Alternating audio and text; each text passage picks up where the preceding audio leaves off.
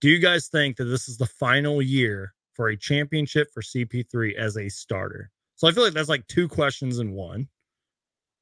I'd say it should be the final year that he's on the team. If they don't, I don't know. Like this might be really controversial. Yeah, this is a tough question from like this all might angles. be like a very controversial take, but I feel like if the Suns have a season where they get bounced like just as early as they did last season, like second round or something like that, because you got to think about how many, Suns are great, and right now they've been like the top team in the West for a majority of the year.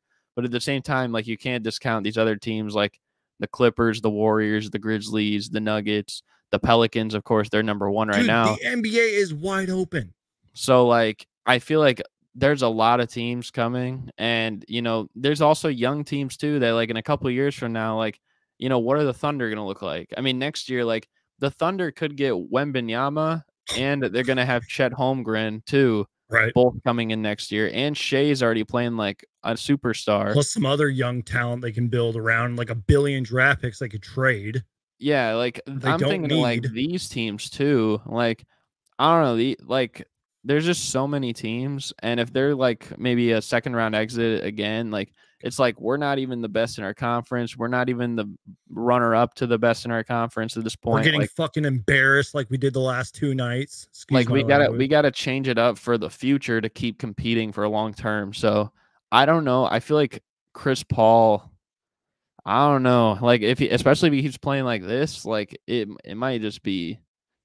He might just find himself not on the team. Like they might trade him, or I don't know what his contract. He signed like a 4-year deal, right? Yeah. To my knowledge, I know 2 of those years may not be guaranteed, at least fully guaranteed. I know for sure one of them isn't. Because I think that's where some Suns fans kind of panicked when they saw the Chris Paul stuff go down. Because I think, look, I know that you don't like Landry Shamet, but same thing with Landry Shamet. A couple of those years are not guaranteed. Same thing with Chris Paul. So just wanted to throw that out there. All I'm gonna say is just don't be surprised if, like, say the Suns do have an exit like that this offseason. I wouldn't be surprised if Chris Paul starts finding his name in trade rumors across like the media. Yeah. Like he's like almost like how you're seeing like with Jay Crowder right now. Now he won't be sitting out like that, obviously. But that's what I was gonna bring up too. Yeah, like it won't be because of that, but you'll see his name in rumors about as much as Jay Crowder next season if it's an exit like that. If they win the championship this year, then obviously that's not going to happen. Oh, we'll be having a completely different conversation. Yeah, like then he probably will never. He'll probably be there till he retires. But yeah. First off, Danger, thank you so much for the great question. You've been in the chat before. You've always brought up good points and asked great questions like this. I feel like for someone like me, this is a little tricky to answer. Because as we saw tonight, Chris Paul does want to play. I'm sure if Chris Paul ran the Suns like LeBron runs the Lakers, he probably would have played earlier. You know what I mean? Because he pretty much told Chris Haynes that he wanted to play earlier. Anyways, this is really tricky because, as I mentioned, Chris Paul does want to play. But I wonder if team success eventually starts to come into question.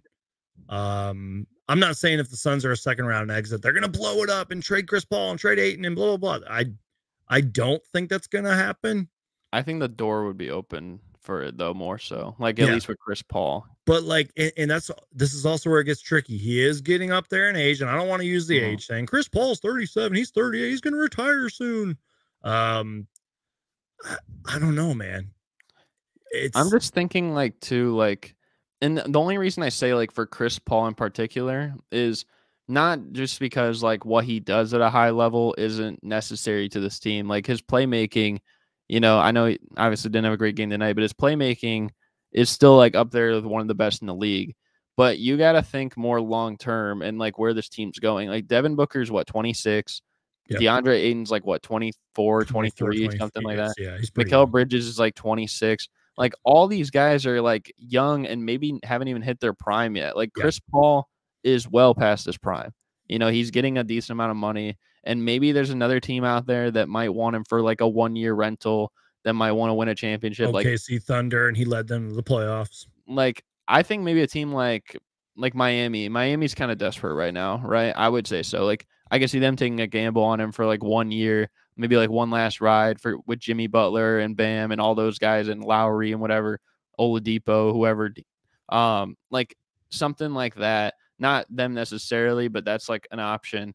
I just feel like you have to consider that more next season when he's going to be like what 38, 30, something like that. Real quick, can I throw this at you? And I'm sorry to cut you off again.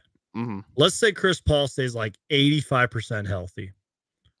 And you know how you mentioned Cam Johnson's not really in his prime yet. Booker's still young, yada, yada, yada.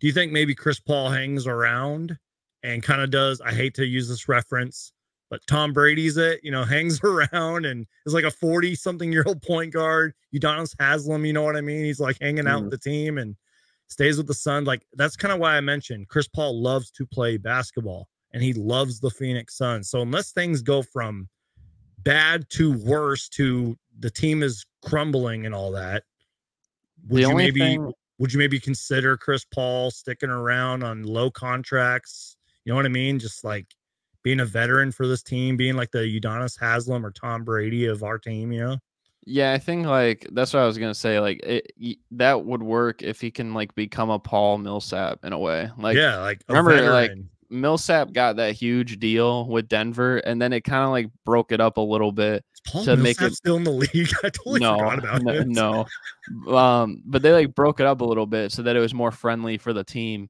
at the time, and he was still kind of like a veteran for them until he got sent. I think he went to Brooklyn after that, and then now he's out of the league. But or actually, I think he went to Philly. No, he went to Brooklyn. I think he was on Philly. Then he went to Philly. Yeah. In the Harden Simmons deal last year. But like if Chris Paul can do that, then sure. Now, I don't know if Chris Paul, I don't know. I just can't see him doing that. Like I can't see him like being like the Udonis Haslem on a team, like averaging like maybe like 3 points and like 3 assists or 2 assists off the bench. Like because he's eventually going to want to win too. I feel like he's always going to be a guy who at least has a meaningful spot on a team. Like he'll at least probably get you 7 points and 7 assists until the time he retires, something like that. So I just can't see that. That's why I threw that question at you. I feel like you had a better answer than I would have. But I feel like that's a good question though, because I feel like my question bounced off Danger's question. And again, we just don't know. I mean, to answer the first part of his question, do you think this is the final year for a championship? Probably not. I mean, the Suns are probably still going to be good next year. Just we got to figure out what happens this season. We got to worry about next game and games in January and, got to make it out the freaking West this year, man. Like, okay, real quick. I was talking to Philly Take with RB, and I know that the Sixers have had a roller coaster of a season.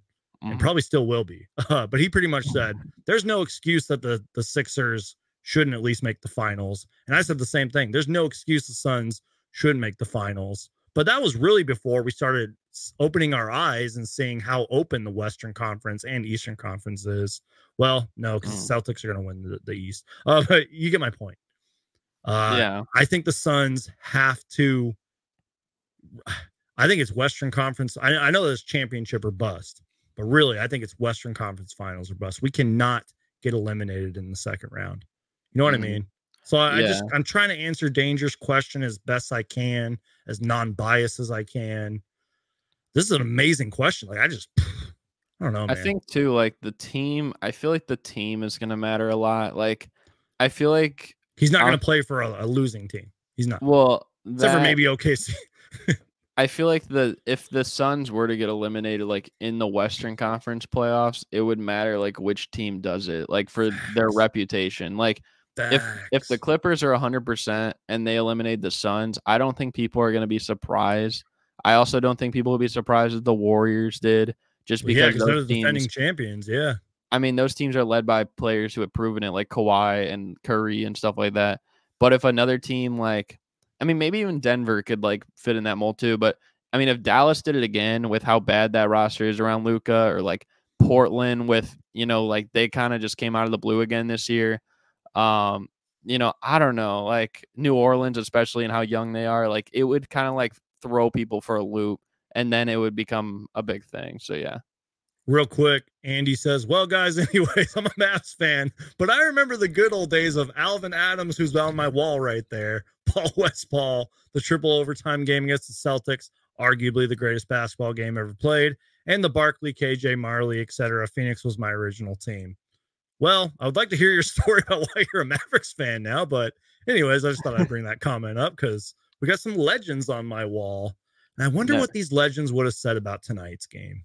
Never forget Gar Heard, the shot heard around the world. Did you see that on the broadcast tonight? I'm glad they paid tribute to that, man. And look, as much as I criticized ESPN over the years, they do a great job of showing love to Al McCoy, who's also on my wall right there. 51 years on the broadcast. He literally is the voice of the Suns.